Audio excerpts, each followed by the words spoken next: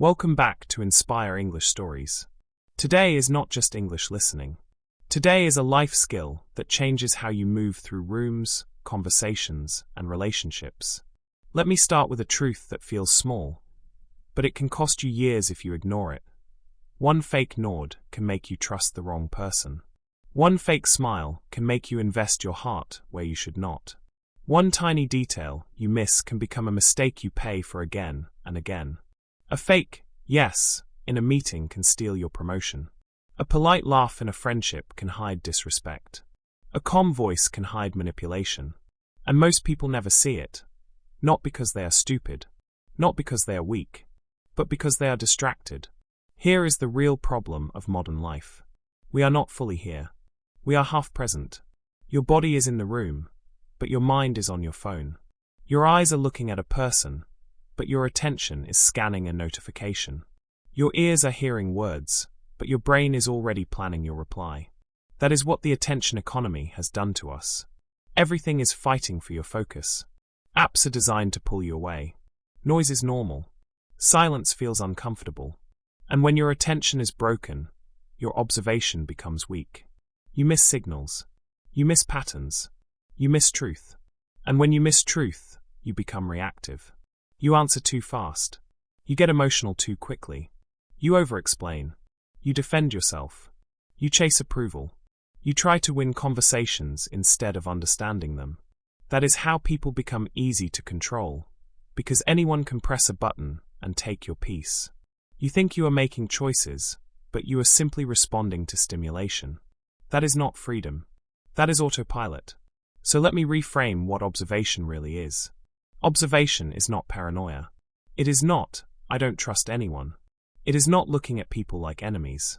Real observation is emotional intelligence. It is calm awareness. It is the ability to notice without attacking, to see without judging, to understand without panicking. When you become an observer, you don't become colder. You become wiser. You stop guessing. You stop assuming. You start seeing. There is a concept made popular by Malcolm Gladwell called thin slicing. Here is the simple version. Your brain can read tiny signals very fast, micro-expressions, small changes in tone, posture, timing. Your brain can feel what is real before your mind can explain it. But here's the key most people miss. Thin slicing only works when you are calm. When you are anxious, your brain doesn't read reality. It projects fear. When you are angry, you don't observe. You interpret everything as an attack. When you are desperate, you don't see the truth. You see what you want to see. So the goal is not to become suspicious. The goal is to become steady. In this video, I'm going to give you 10 powerful principles from how to observe anyone. But I'm also going to upgrade them with 3 modern angles that most summaries never teach. First, regulation before observation. If you cannot control your state, you cannot read the room. Second, pattern recognition. One moment can confuse you. Patterns never do. Third, self-observation. Because the most dangerous blind spot is not other people. It's you. Your triggers. Your biases. The stories you tell yourself. When you learn to observe your own reactions, you stop being easy to manipulate. And yes, this video also helps your English. Because clear observation leads to clear thinking. Clear thinking creates clear English. When your mind is calm, you understand more. You remember more. You respond better. You speak with less fear. So while you're learning how to read people, you're also training your listening, your vocabulary, and your sentence flow. Simple English. Strong ideas. Real-life impact. So here's the promise. By the end of this lesson, you will notice what most people miss. You will walk into a room and feel the energy before anyone speaks. You will hear what someone avoids saying, not just what they say. You will stop being pulled into drama, because you will see it coming early. And most importantly, you will stop living blind. The world doesn't hide the truth. It whispers it. You just need to be quiet enough to hear. Now let's move into something practical. Observation is not magic. It is not intuition from nowhere. It is trained attention. And the body, more than words, reveals what is really happening inside someone. In this part, I'll show you 4 key areas.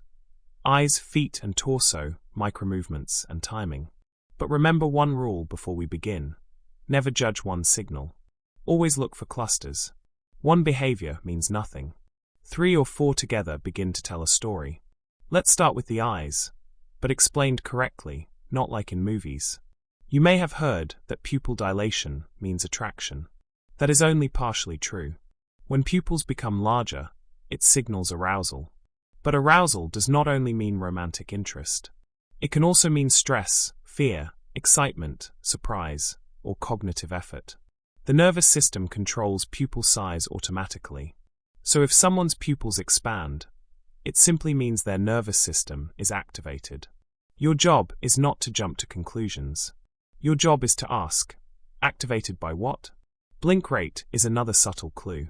When cognitive load increases, when someone is thinking hard, constructing an answer, or feeling pressure, blink rate often increases. The brain is working harder.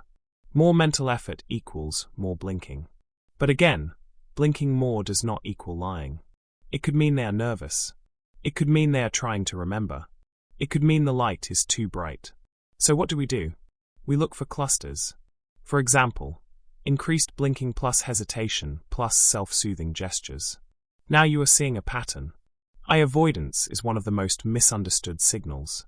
Many people believe that if someone avoids eye contact, they are lying. That is not scientifically reliable. In some cultures, avoiding eye contact is a sign of respect. In anxious personalities, eye avoidance is common even when they are honest. So instead of labeling, observe consistency. Does this person avoid eye contact with everyone? Or only during specific topics? That difference matters. Observation requires patience. Now let's move lower, to the feet and torso. The body tends to orient itself toward comfort and away from discomfort. This is basic approach avoidance behavior. When someone's feet are pointed toward a door or exit, it may suggest disengagement. It doesn't mean they hate you. It may simply mean they are tired, distracted, or ready to leave. But if their torso is also angled away, their arms are crossed, and their responses are short, now you see alignment. Leaning in is often a sign of engagement. When someone tilts their torso toward you, nods slightly, and reduces physical distance, that suggests interest. The body literally moves toward what it values. In contrast, leaning back with tight posture can suggest discomfort or evaluation. Again, context matters. In a formal meeting, leaning back may signal authority, not disengagement. So we always observe patterns, not isolated gestures. Now let's talk about micromovements. These are small, often unconscious actions that reveal emotional regulation. The nervous system sometimes leaks emotion through the body. This is called emotional leakage. For example, self-soothing gestures like touching the neck, rubbing the hands together, pressing lips tightly, or adjusting clothing repeatedly can signal internal tension. The body is trying to calm itself. Sudden stillness is also interesting. When someone suddenly freezes mid-movement, that can be a mild threat response. The nervous system shifts into alert mode. Think of animals in nature. They freeze when sensing danger. Humans do this subtly too. If someone becomes very still when a certain topic is mentioned, take note. Not judge. Just note. Now timing. This is where neuroscience becomes powerful. According to cognitive load theory, when someone is under mental strain, whether from stress, deception, or intense thinking, their processing speed changes. You may notice hesitation before answering. Or the opposite, answers that come too quickly, almost rehearsed. Over-explaining is another common compensation behavior. When someone gives excessive detail for a simple question, they may be trying to control the narrative. But again, maybe they just talk a lot naturally. So we look for deviation from baseline. Baseline is critical. Observe how someone behaves when relaxed. That is their normal pattern. Only then can you detect meaningful change. Observation without baseline is guessing. With baseline, it becomes insight. Let me give you a simple example. You ask a colleague, "How did the client meeting go?" Normally, they answer calmly and briefly. Today, they blink more, touch their neck, hesitate, and then over-explain for 2 minutes. That cluster suggests internal stress. It doesn't prove wrongdoing. It reveals emotional activation. And emotional activation always deserves curiosity, not accusation. Here is the core insight. Don't judge signals. Collect them. Think like a scientist. You are gathering data. You are not a prosecutor looking for guilt. You are an observer looking for patterns. When you remove judgment, your perception becomes sharper. Observation is not about catching lies. It's about understanding patterns. Now we move from the body to something deeper, language and silence. Because once you learn to observe posture and micro-movements, the next level is psychological listening. This is where most people fail. They hear words, but they don't hear structure. They don't hear absence. They don't hear repetition. And often, what is unsaid is louder than what is spoken. First, learn to listen to what's missing. There are two types of distortion in communication: commission and omission. Commission is when someone adds something untrue. Omission is when they leave something out. In real life, omission is far more common. People rarely invent dramatic lies. They simply remove uncomfortable details. Imagine someone telling you about their weekend. Yeah, I met some friends, we went out, it was fun. It sounds complete. But notice, no names, no place, no timeline clarity. If you gently ask, who else was there? And there is hesitation, or the answer becomes vague, you are not catching them in a lie. You are detecting omission. Timeline gaps are another subtle signal. When people recount events truthfully, memory tends to flow in sequence. It may not be perfect, but it moves logically. When there are strange jumps, so we had dinner, anyway, later I went home. You may want to ask, what happened between dinner and going home? The gap itself is information. Emotion mismatch is equally important. If someone describes a supposedly happy event with flat tone and minimal energy, something doesn't align. If someone laughs while describing something painful, that can signal discomfort or avoidance. Humans regulate emotion in strange ways. When feeling vulnerable, some people smile.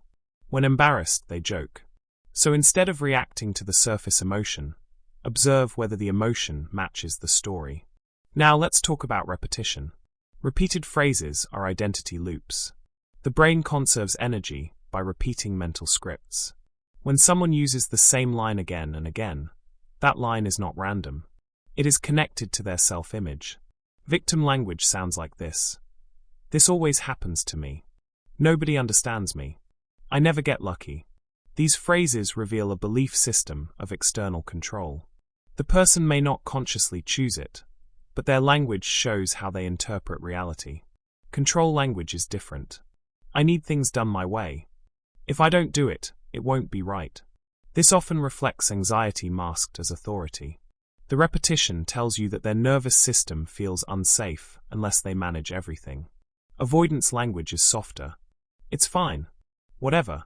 It doesn't matter. These phrases often protect someone from emotional exposure. Instead of saying, that hurt me, they say, it's nothing. Listen carefully. The more someone minimizes, the more something may be unprocessed.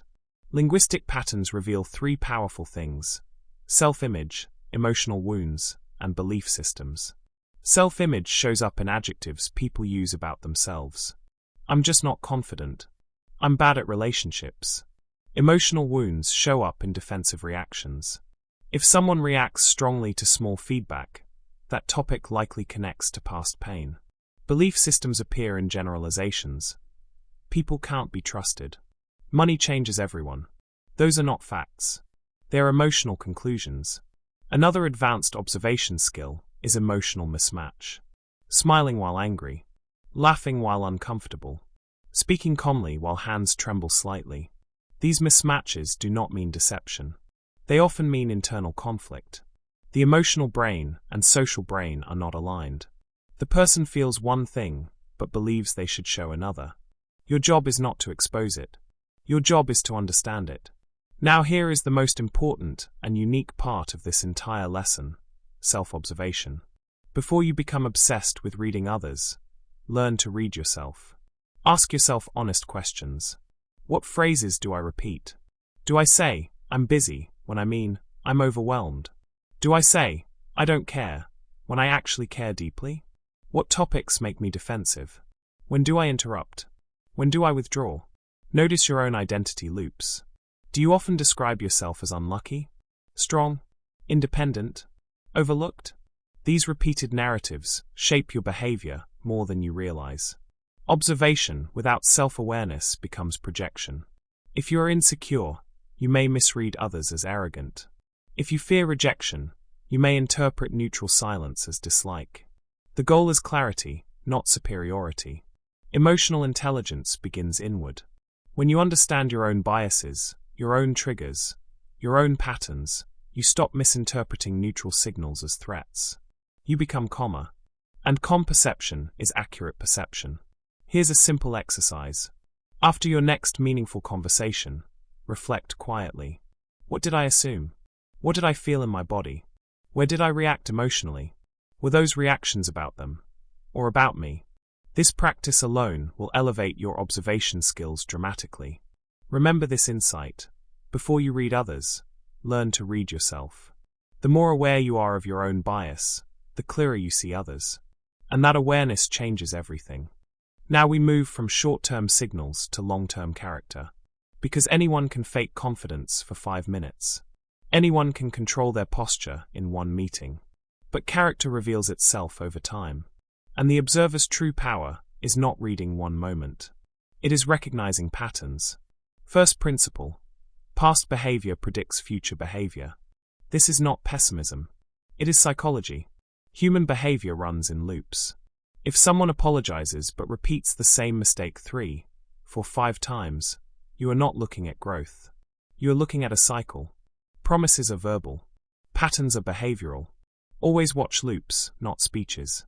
For example, someone says, I've changed. That sounds hopeful. But ask yourself quietly, have they handled conflict differently?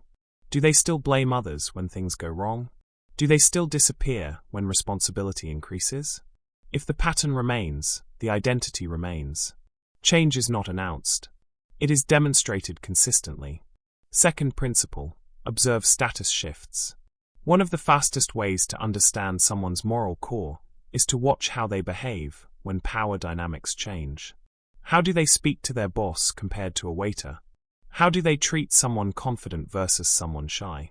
How do they respond to someone attractive versus someone average? Research in social psychology, including concepts discussed in Stanford Power Studies, suggests that when people feel powerful, empathy can decrease. Power reduces the need to consider others' perspectives. That means when someone gains status, their hidden tendencies amplify. If they were slightly arrogant before, they may become dismissive. If they were generous before, they may become even more supportive. So don't just observe people when they are trying to impress. Observe them when they have leverage. Do they interrupt more when they feel superior? Do they soften when speaking to someone influential? Do they become harsher with someone who cannot defend themselves? These shifts are more honest than compliments or speeches. Third principle, clothing and grooming. Not to judge taste, not to stereotype, but to read identity signaling. Every outfit communicates something about how a person sees themselves. Some clothing signals belonging. A person may dress to align with a group. Corporate suits, creative streetwear, athletic gear. It tells you where they want acceptance. Other clothing signals identity assertion. Bold colors, unique accessories, dramatic style. This may reflect confidence, or a desire to be noticed. The difference is not in the clothes, but in the body language inside them. Confident identity looks relaxed. Insecure compensation often looks tense, over-adjusted, constantly checked. Grooming also speaks quietly. Consistent care suggests self-respect and discipline. Sudden changes in style may signal emotional shifts. Someone dressing darker after a breakup. Someone upgrading appearance after a promotion. Again, you are not judging fashion. You are reading transitions. But here is the most important filter of all, emotional regulation. If you are reactive, you will misread everything. When your mind is angry, you interpret neutral behavior as hostile. When you are insecure, you see rejection where there is none. Observation requires calm. The calm mind sees clearly. The emotional mind invents stories. If someone crosses their arms, that does not automatically mean defensiveness. It could mean they are cold. If someone avoids eye contact, that does not automatically mean deception. It could mean cultural respect or social anxiety. That is why you collect clusters, not single signals. And you verify over time. Observation without regulation becomes paranoia. Observation with regulation becomes wisdom. So before you conclude anything about someone's character, pause. Ask yourself, am I seeing patterns, or am I projecting fears? Have I observed this behavior consistently, or just once? Am I calm enough to interpret accurately? When you combine pattern recognition, status shift awareness, identity signaling, and emotional regulation, you move beyond guessing. You begin to understand character. And this is where observation becomes ethical. You are not using these skills to manipulate. You are using them to choose wisely. Who to trust, who to partner with, who to protect your energy from. Because in the end, observation without judgment is wisdom. Now we close with the most important shift of all. This is not about becoming suspicious. It is not about walking into every room, trying to catch lies. It is not about controlling people. Observation is not paranoia. It is clarity. The real shift is identity. Not, I want to read people better. But, I am someone who sees quietly and responds wisely. An observer does not rush to judge. An observer does not react to every signal. An observer collects information, regulates emotion, and chooses responses carefully. That is emotional intelligence in action. That is protection without aggression. That is wisdom without noise. If you want to build this identity, start small. Use this simple 7-day practice. Day 1. Observe eyes without reacting. Just notice. No conclusions. Day 2. Watch feet and torso orientation. Where does the body want to go? Day 3. Listen for repeated phrases. What does this person say again and again? Day 4. Notice one emotional mismatch. A smile that feels tight. A laugh that sounds forced. Day 5. Track one pattern across time. Not one moment, but a loop. Day 6. Stay silent 3 seconds longer before responding. Let people reveal more. Day 7. Observe yourself. What do you repeat? When do you get defensive? When do you look away? This last step is the most powerful. Because the greatest observer is not the one who reads others perfectly. It is the one who reads themselves honestly. Remember, observation is protection and wisdom, not control. You are not trying to dominate conversations. You are trying to understand reality clearly. And clarity gives you freedom. If this message helped you see a little deeper, like if you want to look beyond the surface, subscribe to Inspire English Stories if you want to grow your English and your emotional intelligence together. Comment, I'm learning to observe. Because in every room, the loudest person rarely sees the truth. The quiet one always does.